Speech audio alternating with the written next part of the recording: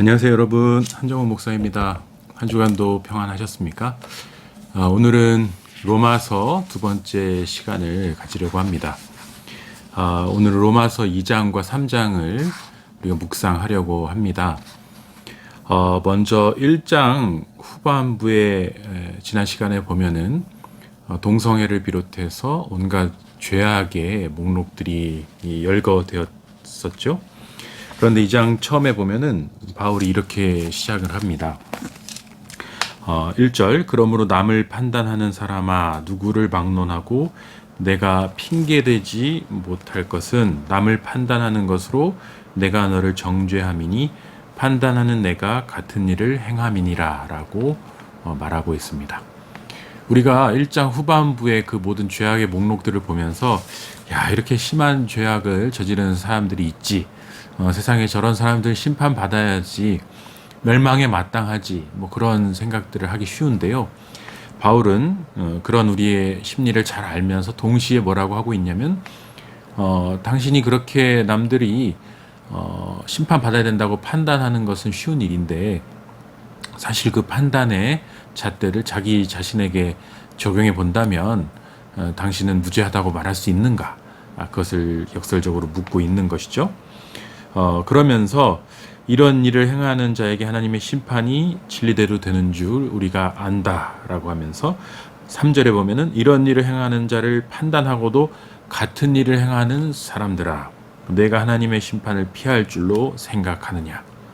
자, 이런 일을 행하는 것이 악하다라고 판단하고 정죄하고 혀를 끌끌 차면서 동시에 같은 일을 행하고 있는 사람, 그게 우리일 수 있다라는 거죠.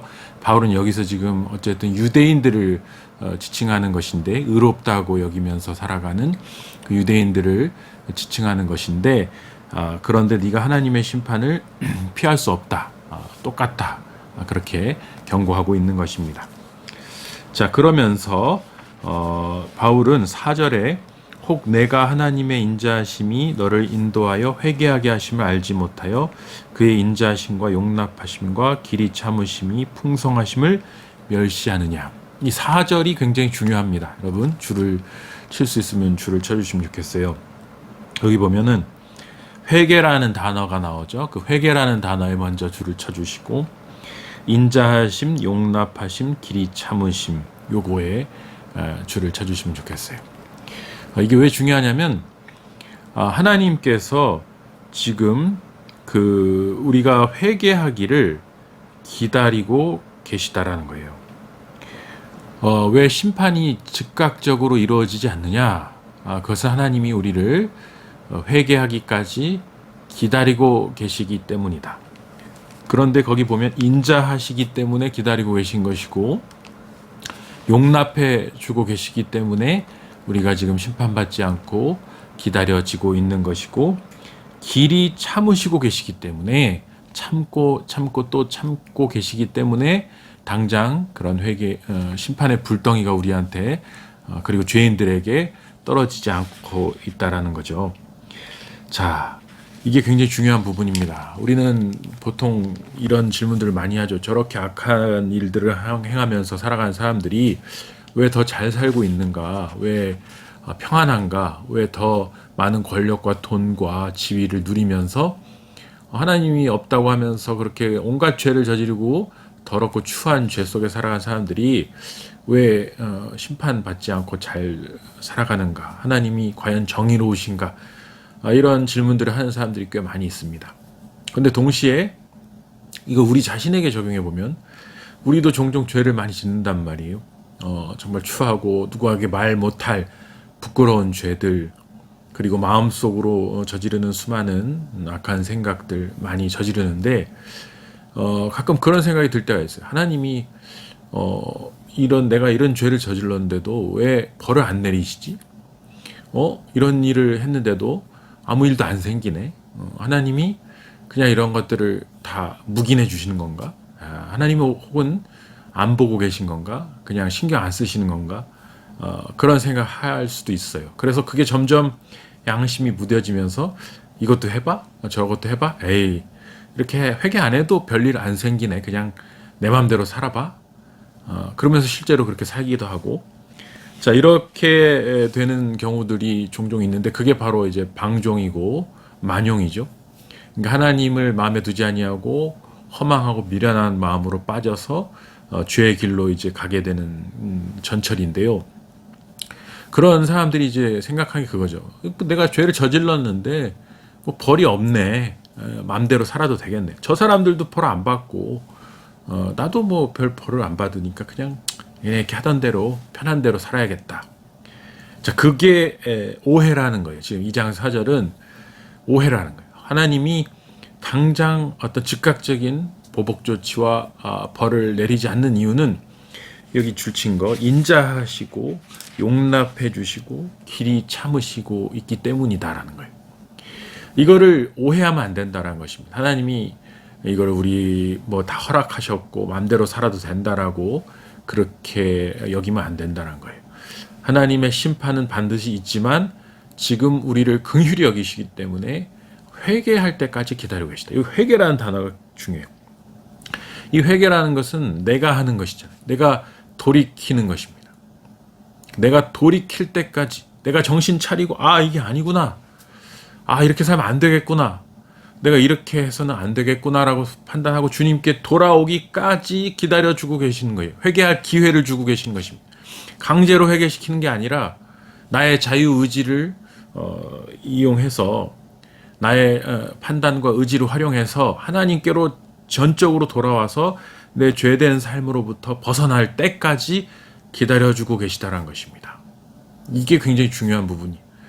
하나님이 다 보고 계시고 다 알고 계시고 다 그것을 조목조목 다 기억하고 계시지만 그럼에도 불구하고 즉각 개입하지 않고 그 모든 과정 가운데 함께 걸어가시면서 그래도 그 옆에 서서 완전 떠나지 아니하시면서 우리를 지켜주고 계시면서 그래도 죄의 길에서 그걸 가도록 어떤 면에서는 용납하고 계신 이유가 뭐냐? 스스로 깨닫고 돌아오기를 기다리고 계시다. 우리 탕자의 비유에 나오는 둘째 아들, 아버지가 그 아들이 가게 두잖아요. 지난 주일에도 말씀드린 것처럼 두는데 찾아가지 않는다는 거예요. 아들이 그렇게 온갖 죄의 길에 빠져서 살아가는 것을 그냥 두죠. 종을 보내서 하인을 보내서 잡아오라고 하지 않습니다. 언제까지 기다리십니까? 아들이 깨닫고 이렇게 살다가 내가 죽겠구나. 이게 큰 죄구나 깨닫고 돌아올 때까지 기다리시죠. 그러나 그 아버지의 마음은 뭡니까? 사랑과 용납과 길이 참으심으로 스스로 회개할 때까지 기다린다. 이게 얼마나 큰 은총인지 알아야 돼요. 하나님이 굉장히 이런 큰 사랑으로 죄인들을 바라보고 계시다는 사실. 그런데 그 회개하고 돌아올 때까지 기다리는 용납하심의 시간이 지나고 심판의 때가 오면 어떻게 되느냐? 그게 이제 5절에 나와 있죠. 다만 내 고집과 회개하지 아니한 마음을 따라 진노의 날, 곧 하나님의 의로우신 심판이 나타나는 그 날에 임할 진노를 내게 쌓고 있다. 그리고 6절 하나님이 각 사람에게 그 행한 대로 보응하신다. 그러니까 용납하시고 기다리신 하나님은 큰 사랑으로 기다려주시지만 때가 되면 그게 최후 심판의 진노의 날이 됐든 하나님이 징계하시는 그런 우리가 살아있는 때에 어떤 때가 됐든 어느 게이지를 넘어가면 하나님이 진노가 임한다. 그 진노의 날이라는 용어가 굉장히 중요한 거거든요. 헤메라 오르게스. 헤메라가 날이고 오르게가 이제 진노인데 진노, 하나님의 진노와 분노가 나타나는 때, 시점, 그 날, 그리고 이것이 이제 최후 종말의 때에 천사들이 나팔을 불고 인이 떼어지고 그래서 예수 그리스도가 재림해서 온 세계가 심판받는 그날도 진노의 날이지만 역사 속에서 우리가 살아가는 삶의 역사적인 상황 속에서도 진노의 날의 시점이 있는 거죠. 우리 개인의 역사 속에서도 하나님이 진노의 잔이 찰 때까지 차서 퍼 부어지는 때가 있단 말이에요.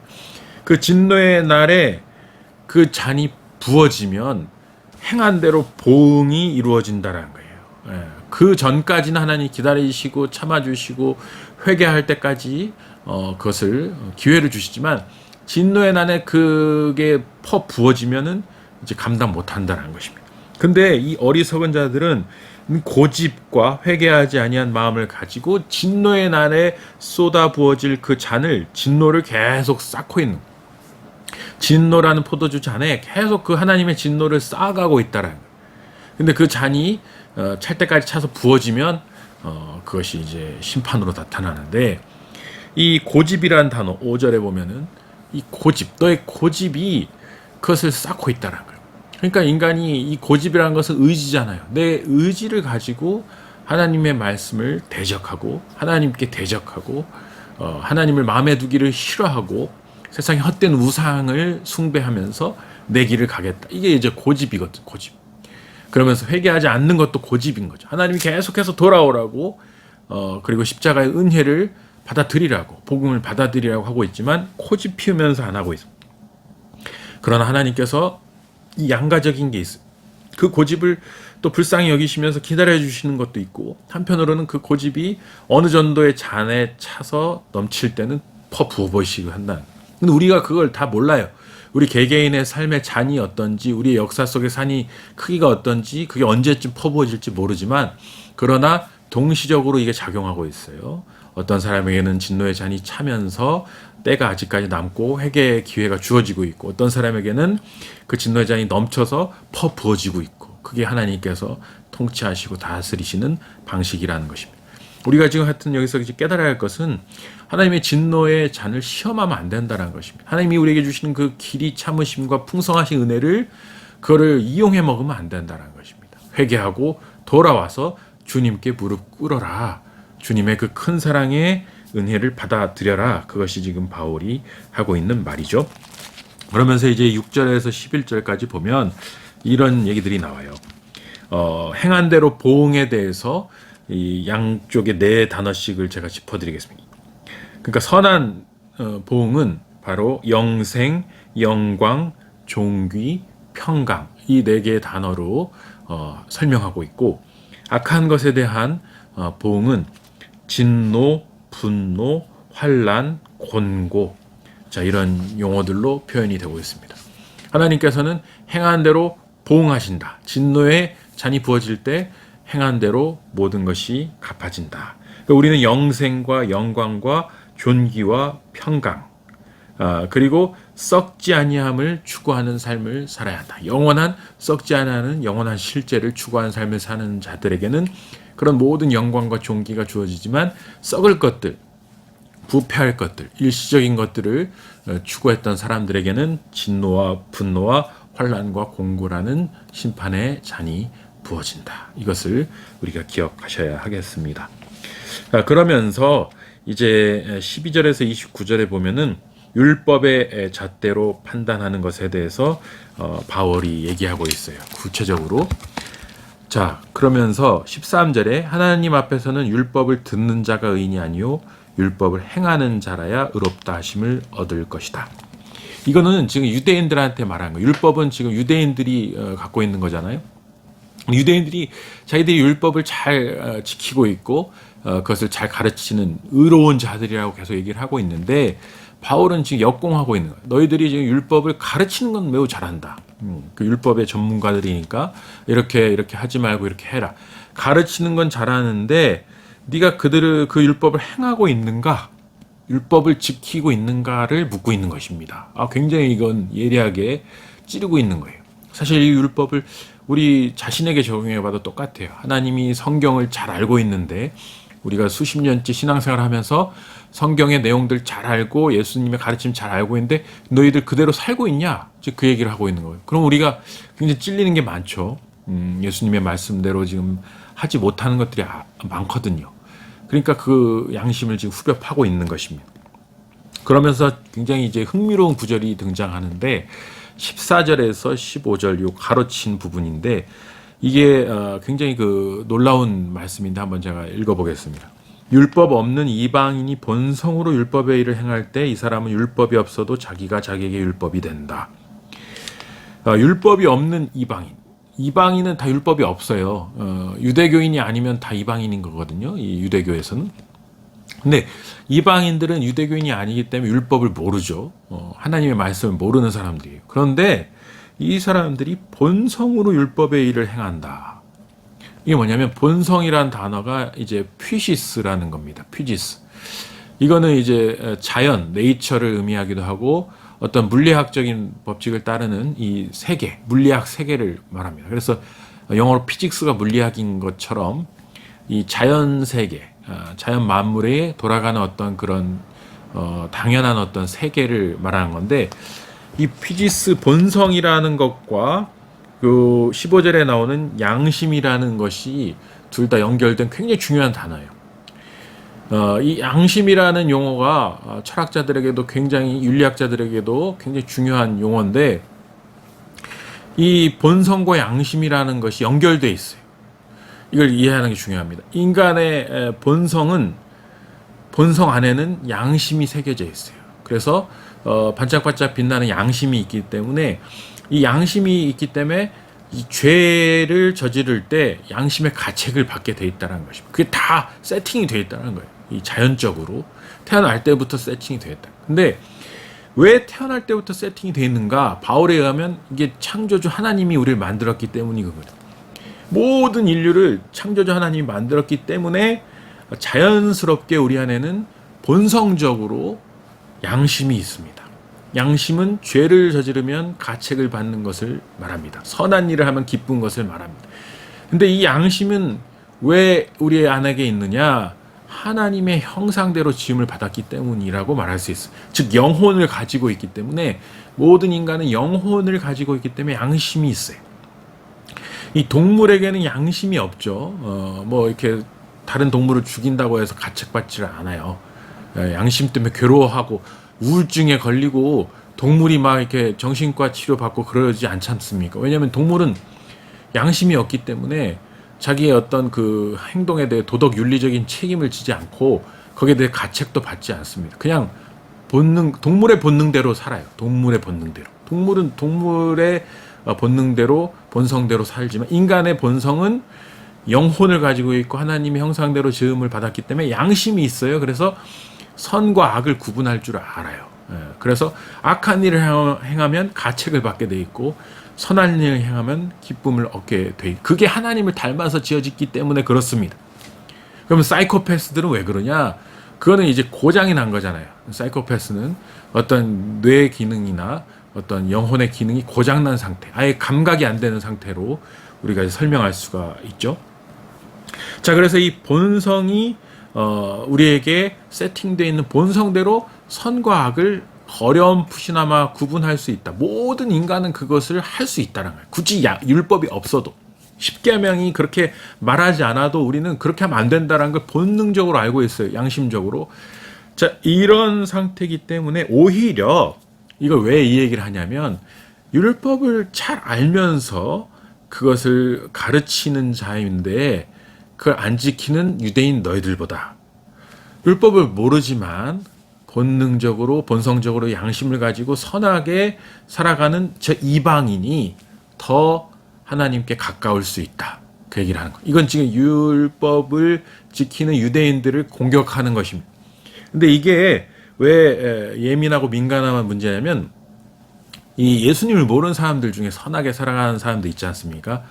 복음을 모르고 율법을 모르고 교회 안 다니는데도 착하게 살아가는 사람들이 있단 말이에요. 그 질문이 있잖아요. 저 사람은 죄도 안 짓고 정말 착하게 양심대로 살아가는데 저 사람보다 더 악하게 살아가는 그리스도인들도 많은데, 저 그리스도인들은 천국 간다고 그러고 저 사람 안 믿었으니까 지옥 간다고 하는 거에 대해서 사람들이 의문을 갖고 있어요. 자, 요거는 이제 조금 더 근본적으로 나아갈 부분인데, 이건 지금 구원 여부보다도 양심을 가지고 있는 사람들이, 선한 일을 행한 사람들이 있는 반면에, 이 율법을 모르는데도 선하게 살아간 사람이 있는 반면에 율법을 가르치고 지키라고 하면서 안 지키는 악한 자들도 있다. 현상을 지금 얘기하는 거지, 이들이 뭐 구원을 받고 안 받고의 문제를 얘기하는 게 아니라는 거, 그거를 짚고 지금 넘어갑니다. 바울이 이 얘기를 왜 하고 있느냐? 율법의 전문가라는 유대인들을 지금 공격하기 위해서 쓰고 있는 그런 내용이다. 이렇게 이해하시면 되겠습니다. 그래서 보면은 16절, 곧 나의 복음에 이른 바와 같이 하나님이 예수 그리스도로 말미암아 사람들의 은밀한 것을 심판하시는 그날, 은밀한 것을 심판한다. 이게 바로 이제 진노의 날에 하나님이 모든 걸 드러내신다라는 거예요. 겉으로만 막 착한 척하고 겉으로만 율법의 전문가인 척하고 겉으로만 말씀의 전문가인 척했던 뭐 목사든 뭐 교사든 수많은 그리스도인 지도자 됐든지 간에 하나님이 그 은밀한 것들을 다 드러내고 심판하는 때가 오면 낱낱이 드러난다는 거예요. 숨길 수 없다는 거예요. 그러니까 하나님의 앞에서 율법의 전문가라고 하면서 남들을 가르치면서 함부로 판단하면서 정죄하면서 더 큰 악을 행하는 것에서 돌이켜라. 그 얘기를 지금 하고 있는 것입니다. 그러면서 이제 17절에 보면 유대인, 이게 본격적으로 나오죠. 유대인이라 불리는 내가 율법의 의지에 하나님을 자랑하고 있는데, 그러면서 율법의 교훈을 받아 하나님의 뜻을 알고 지극히 선한 것을 분간하고 있는데, 맹인의 길을 인도하고 어둠의 빛이라고 말하고 있는데, 그런데 21절, 그러면 다른 사람을 가르치는 내가 내 자신은 가르치지 아니하느냐? 도둑질하지 말라 선포하는 내가 도둑질하고 있느냐? 간음하지 말라 말하는 내가 간음하고 있지 않느냐? 그러니까 결국은 유대인이고 율법 전문가라고 남들을 가르치는 당신들이 양심에 찔리는 일들을 스스로 하고 있지 않느냐? 하나님 앞에서 죄를 저지르고 있지 않느냐? 율법을 가지고 너 스스로의 행실을 제대로 고치고 있지 못하고 있지 않느냐? 그 얘기를 하고 있는 것입니다. 그러면서 23절, 율법을 자랑하는 내가 율법을 범함으로 하나님을 오히려 욕되게 하고 있지는 않느냐? 유대인들을 공격하고 있는 것입니다. 자, 그러면서 바울이 그러면 왜 이토록 유대인들을 비난하고 있는가? 왜 이토록 유대인 율법 전문가들을 공격하고 있는가? 이것을 이해할 필요가 있습니다. 보면은 특히 중요한 게 지금 그 29절인데요. 오직 이면적 유대인이 유대인이며 할례는 마음에 할지니 영에 있고 율법 조문에 있지 아니한 것이다. 이게 중요한 것이죠. 이게 포인트입니다. 지금 이 2장 종결 부분에서 유대인과의 논쟁에서 가장 중요한 포인트가 바로 요건데요. 자, 할례는 율법의 대명사죠. 모든 유대인은 할례를 해야 돼요. 외면적인, 표면적인. 그래서 28절에 표면적 유대인이라는 단어가 나오고 29절에 이면적 유대인이라는 단어가 나오죠. 그 다음에 여기 그 할례라는 것은 육체의 할례가 있고 그 다음에 마음의 할례가 있습니다. 그래서 이 육체의 할례, 마음의 할례, 그리고 육체의 유대인, 이면의 유대인이라는 것이 굉장히 중요한 차이점이다. 할례는 마음에 할지니, 요거를 거의 슬로건으로 생각하셔도 되겠습니다. 유대인들에게 네 육체의 할례 하지 말고 마음의 할례를 해라. 그러면 여기서 중요한 게 이면적 유대인이라는 게 나오는데 이게 뭐냐면 이방인을 가리키는 것입니다. 이방인일지라도 율법을 참으로 지키고 양심에 따라서 하나님의 뜻대로 살아가는 선한 이방인들이 오히려 진정한 유대인이다. 표면적으로 생물학적으로 민족학적으로는 이방인이지만 그러나 율법을 지키고 하나님의 말씀대로 살고 하나님 뜻대로 살아간다는 점에 있어서 이 이방인이 당신들 그 표면적인 유대인보다 훨씬 더 진실한 유대인이다.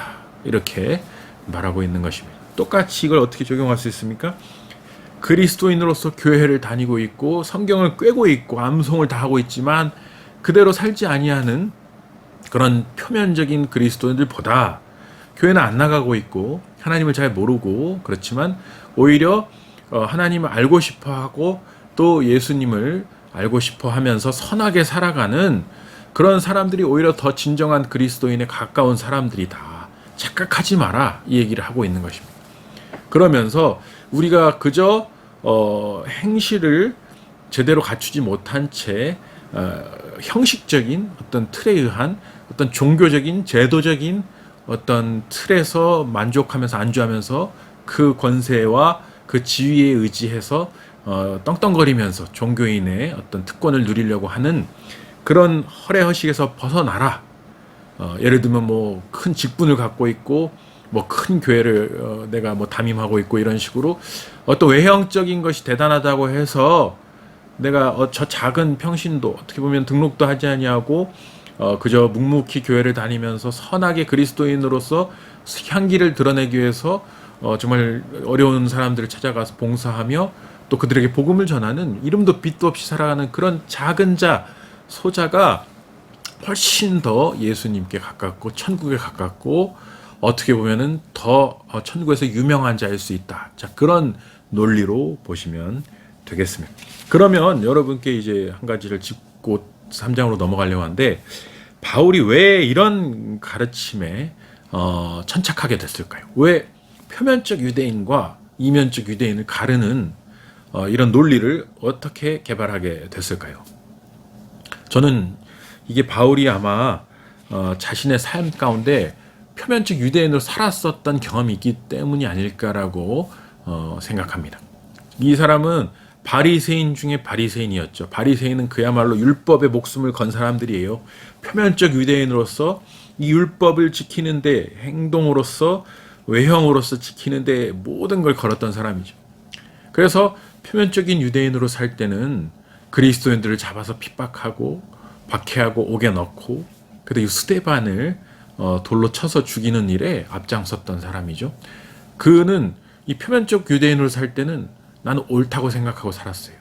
이것이 가장 선한 길이라고 믿고 살았습니다.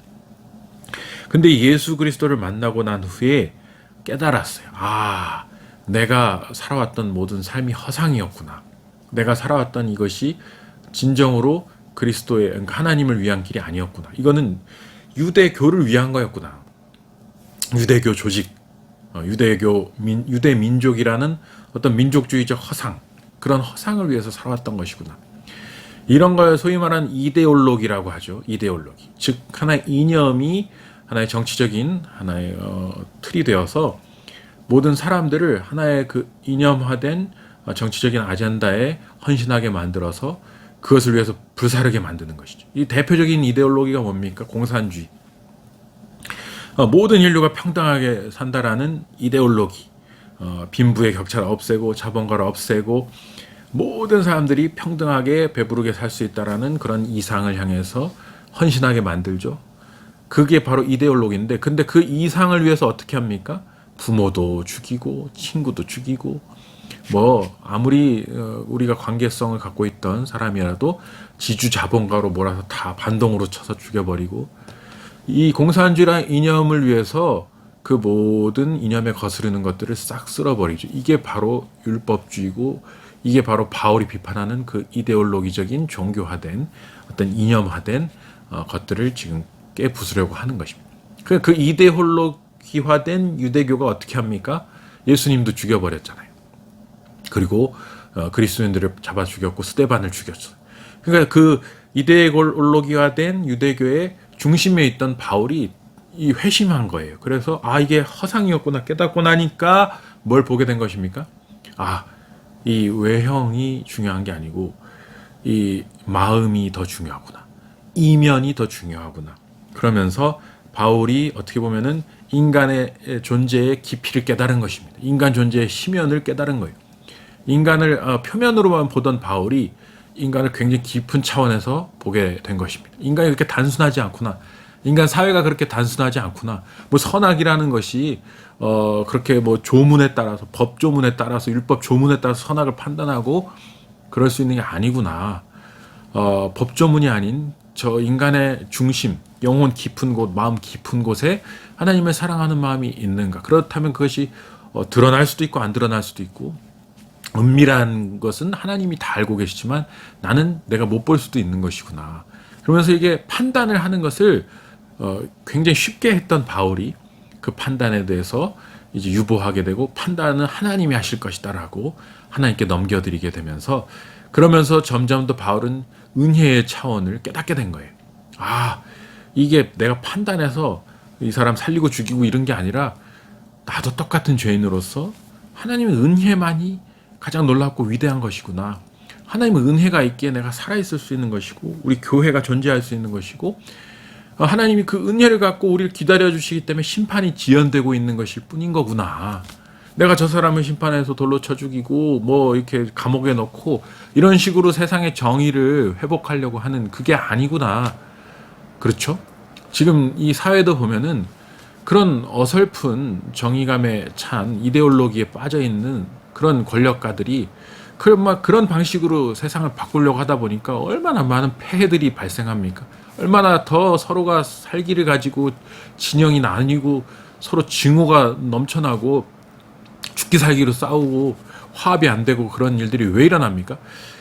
그런 제가 구절을 읽은 적이 있어요. 가장 치명적인 파괴를 가져올 수 있는 사람들은 오히려 가장 순수한 사람들이다. 여기서 순수하다라는 것은 이 단순하다라는 걸 의미해요. 세상을 이렇게 흑백 논리로 보고 흑백을 구분해서 뭔가 이걸 딱 바꿔버리면 이걸 제도화해버리면 세상이 바뀔 거라고 믿는 자 그런 단순한 어떤 접근법에 대해서 문제 제기를 하는 것인데 바울은 바로 이런 것에 대한 근본적인 문제 제기를 통해서 이 인간 존재의 깊은 심연을 고쳐야 된다.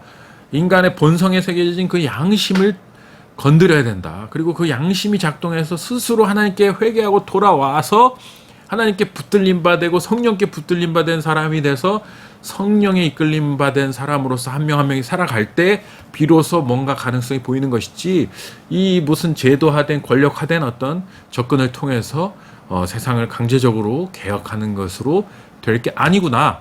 오히려 그 사람들조차도 죄인이고 하나님 앞에 나와서 구원받아야 될 사람이구나. 지금 그런 굉장히 심오한 깨달음을 가지게 된 것입니다. 그래서 유대교인들이 갖고 있는 완벽주의, 내가 의인이고 선택받은 어떤 의인이고 우리 유대교가 완벽하고 유대 민족만 완벽하다라는 게 이게 나치즘이랑 뭐가 다릅니까? 나치들이 자기들이 가장 완벽한 존재고 깨끗한 존재고 유대인은 바퀴벌레라고 해서 죽였던 거나 지금 이때 당시 유대교인들이 이방인들을 짐승처럼 여기면서 아주 인간 취급도 안 했던 거나 똑같은 거거든. 그게 바로 이데올로기가 무서운 측면이에요.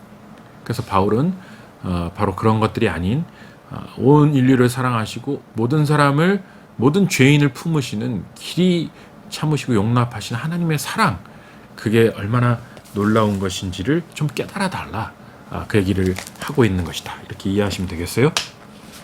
그러면서 우리가 이제 로마서 3장으로 들어가는데 3장 1절에 보면 유대인의 나음이 무엇이며 할례의 유익이 무엇이며 그래 유대인들이 프라이얼러티가 있긴 있다. 특권이 있긴 있다. 그게 뭐냐면 하나 인정해 주는 게 2절에 하나님의 말씀을 맡았다. 예. 그래요. 그건 인정한다 이겁니다.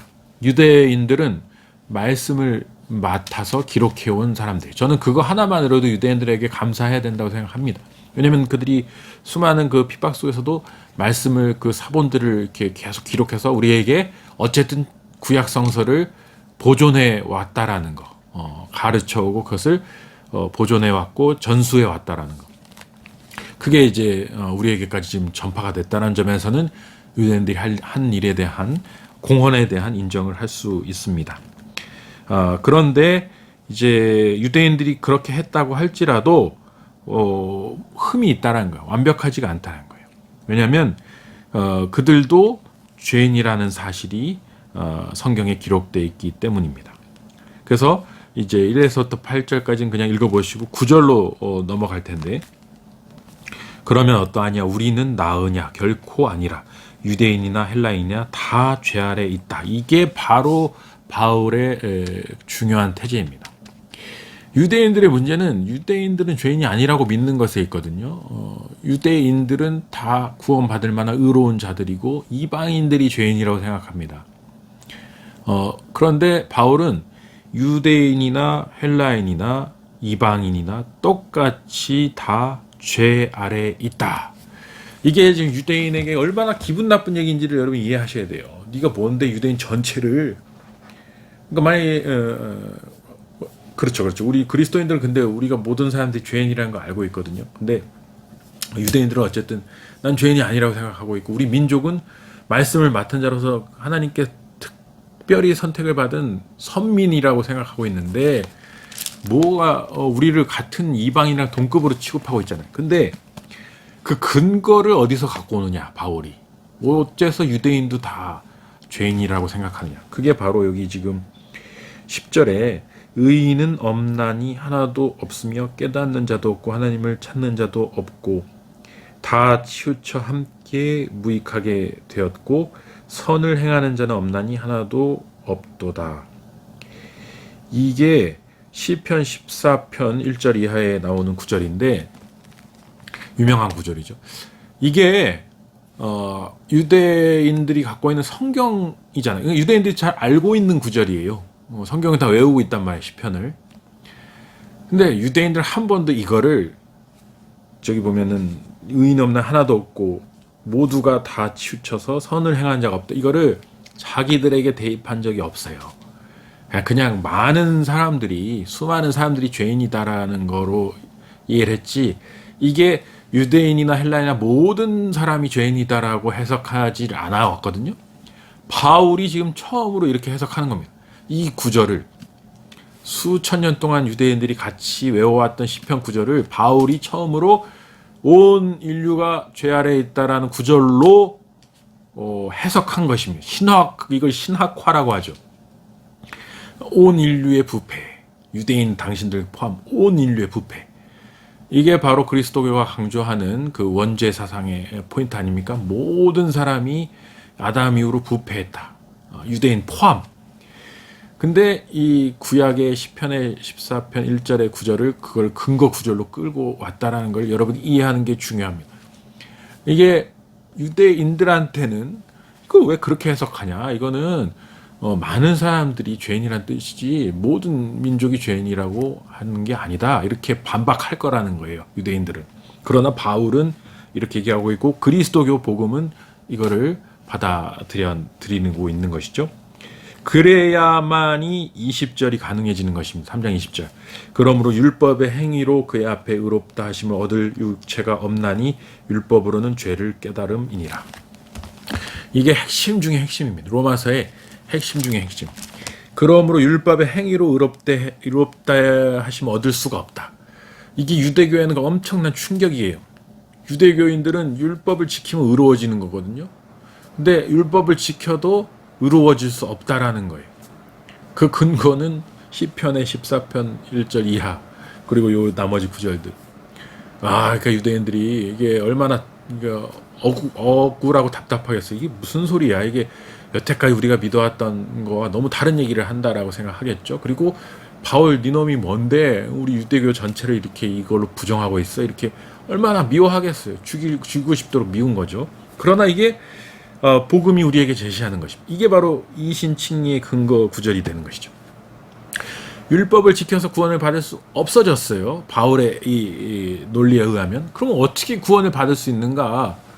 율법을 지켜도 안 되면 어떻게 하라는 건가? 그게 바로 21절이에요. 이제는 율법 외에 하나님의 한 의가 나타났으니 율법과 선지자들에게 증거를 받은 것이다. 율법의 의가 아닌 하나님의 의. 자, 이 하나님의 의라는 개념이 너무너무 중요한 거예요.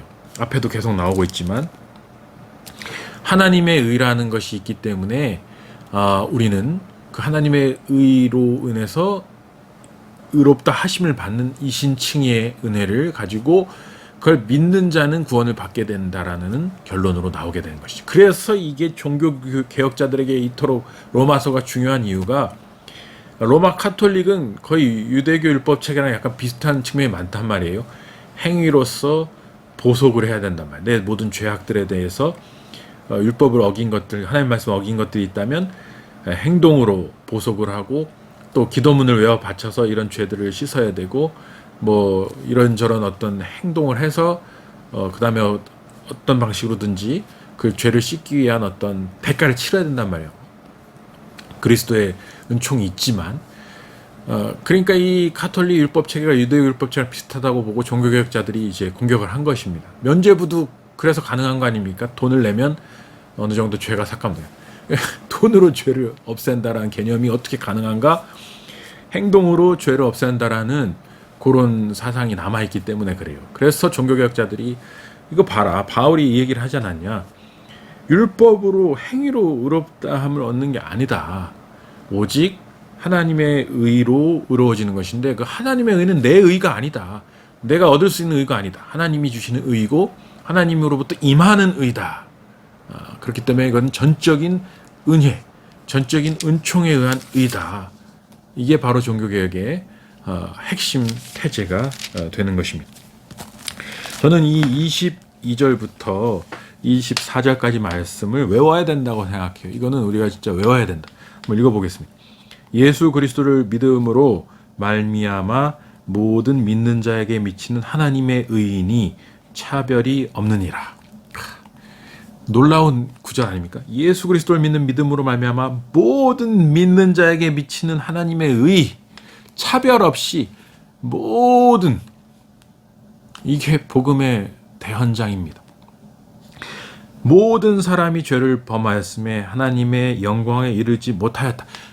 유대인 포함해서 모든 사람이 그리스도 예수 안에 있는 속량으로 말미암아 하나님의 은혜로 값없이 의롭다 하심을 얻은 자 되었다. 이 22, 23, 24절만 외우면 여러분 어디에 나가서도 선교와 전도의 삶을 살 수 있고 예수님을 증거하는 삶을 살 수 있습니다.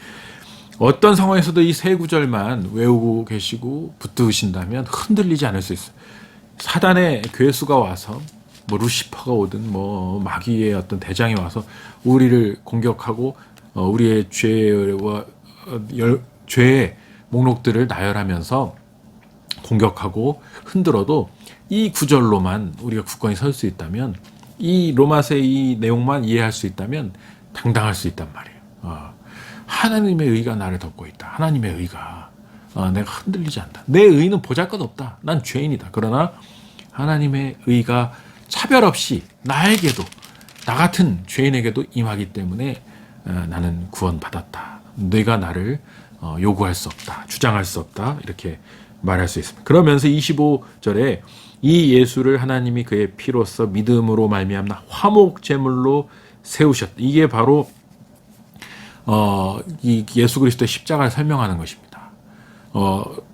사복음서에는 예수 그리스도 십자가의 의미를 설명하는 게 없죠. 예수님이 십자가에 달린 거를 사복음서는 왜 그게 무슨 의미인지 잘 설명이 안 돼 있어요. 그런데 이 바울이 로마서에서 특히 이 십자가 사건을 정확하게 신학적인 설명을 해주고 있는, 그게 바로 화목제. 레위기에 나오는 그 화목제가, 이 그리스도의 십자가가 바로 화목제였다. 이거는 근데 레위기의 화목제는 한 사람이 자기 죄를 동물에게 전가해서 화목제물로 바쳐서 하나님과 화목하는 거였다면, 지금 이 예수 그리스도의 십자가는 헤파팍스, 히브리서에 나오는 그 헤파팍스, 이 단 1회 사건이었지만 온 인류 역사를 총괄해서 모든 죄를 탕감하는 어마어마한 화목제물로 예수 그리스도께서 드려지셨다. 그렇기 때문에 십자가 전후로 모든 인류는 그 십자가 보혈의 공로를 믿는 사람은 영원한 구원의, 영원한 하나님의 의로 인해서 구원의 선물을 받게 되었다. 그것이 바로 놀라운 그리스도의 선언입니다. 그래서 27절에 자랑할 때가 어디 있느냐? 오직 믿음의 법으로. 그리고 28절에 오직 믿음으로 되는 줄 우리가 인정하노라. 그리고 29절에 진실로 이방인의 하나님도 되신다. 이방인의 하나님도 된다. 한국인인 나의 하나님도 되신다. 그래서 이게 가능해진 것입니다. 자, 그래서 의롭다 하실 이는 하나님 한 분뿐이시다. 이게 있기 때문에 지금 우리 교회가 존재하고 있는 것입니다. 이 로마서에 이 선포가 있기 때문에. 사랑하는 여러분, 31절 마지막으로 그렇다고 해서 율법을 폐하는 것은 아니다. 율법을 폐기론자는 아니에요. 그 율법을 폐해야 된다고 구약을 다 버려야 된다는 얘기인데, 그게 아니고 바울은 율법의 의미를 이제 되새겨서 재해석해서 그 진정한 의미를 드러내주겠다 이제 하면서 이 뒤에 논쟁으로 이어지는 것인데, 여러분 어쨌든 우리는 이 3장까지의 내용을 통해서 정확하게 여러분이 기억하셔야 될 것은 하나님의 의가 나를 덮고 있다. 하나님 앞에 모든 사람 죄인이다. 아무리 율법을 잘 지키고 아무리 선행을 하고 양심상으로 꺼리낄 수 없는 사람이라 할지라도 그 마음 깊은 곳, 영혼 깊숙한 곳으로 가면 다 완벽하게 자기를 지킬 수 없는 것은 모든 인간에게 동일한 것이고, 하나님은 그 모든 은밀한 것을 보시기 때문에 우리는 하나님 앞에 내세울 수 없다. 그러나 우리에게 유일한 희망이 되신 예수 그리스도의 은혜로 우리는 하나님의 의로우심을 얻었다. 여기까지가 3장까지 우리가 붙들어야 될 부분입니다. 다음 시간에는 또 4장 이후를 보면서 또 로마서의 은혜를 탐구하도록 하겠습니다. 여러분 한 주간도 건강하시고 다음에 뵙도록 하겠습니다. 수고하셨습니다.